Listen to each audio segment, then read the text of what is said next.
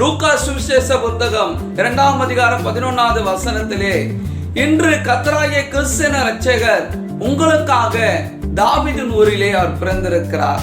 ஒரு அற்புதமான வார்த்தையை நாம் பார்க்கிறோம். கர்த்தருடைய பிள்ளைகளே, இன்று நம்முடைய இரட்சகராய் பிறந்திருக்கிறார் என்று இயேசுவை குறித்து நாம் பார்க்கிறோம். ஆம், இந்த வேத பகுதியை ஒவ்வொரு நாளும் நீங்க வாசிக்கும் போது அவர் இன்று என்று அந்த பகுதியை நமக்கு காட்டும். ஏனென்றால் அவர் நம்ம ரட்சிக்கக்கூடியவராய் என்று அவர் காணப்படுகிறார். இந்த இரட்சகராய் இயேசு கிறிஸ்து நேற்று என்ற வார்த்தையை நாம் எடுத்துக்கொண்டால் அவரை நம்மை உண்டாக்கின தேவனாய் காணப்படுகிறார். நாளை என்ற ஒரு நாளை எடுத்துக்கொண்டால் நம்ம நியாயத்திற்கு வரப்போகிற நியாயாதிபதியாய் காணப்படுகிறார் என்பதை மறந்துவிடக் கூடாது. நேற்று இன்று நாளை என்றால், நேற்று என்ற போது அவர் நம்மை சிருஷ்டித்தவர், நம்மை உண்டாக்கினவர். இன்று என்றால் நம்மை ரட்சிக்கக்கூடிய இரட்சகராகும். நாளை என்றால் நம்ம நியாயத்திற்கு வரப்போகிற நியாயாதிபதியாக வரப்போகிறார்.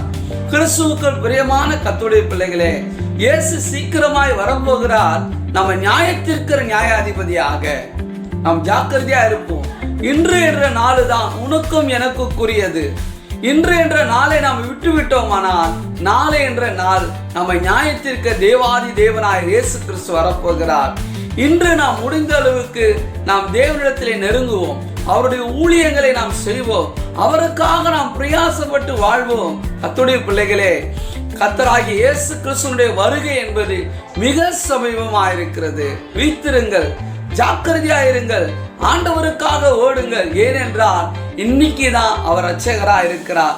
நாளைக்கு அவர் இரட்சகர் இல்லை, நம்ம நியாயத்திற்கு வரப்போகிற நியாயாதிபதியாக இயேசு வரப்போகிறார்.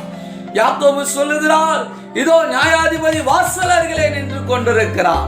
கர்த்தருடைய பிள்ளைகளே, அவனவன் கிரியைகளுக்கு ஏற்ற பலன் என்னோடு கூட வருகிறது என்று நாம் ராஜாதி ராஜா இயேசு சொல்லுகிறார்.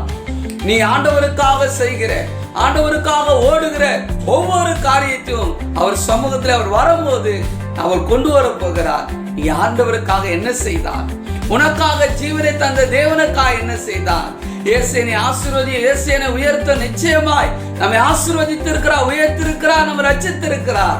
ஆனால் அவருக்காக நாம் என்ன செய்தோம் என்று மறந்து விடாதீர்கள். நாளை தினம் என்பது உனக்குரியது எனக்குரியதல்ல.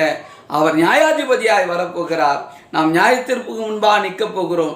வெள்ளை சிங்காசனத்துக்கு முன்பாக நாம் நிற்க போகிறோம். நாம் ஜாக்கிரதையா இருப்போம்.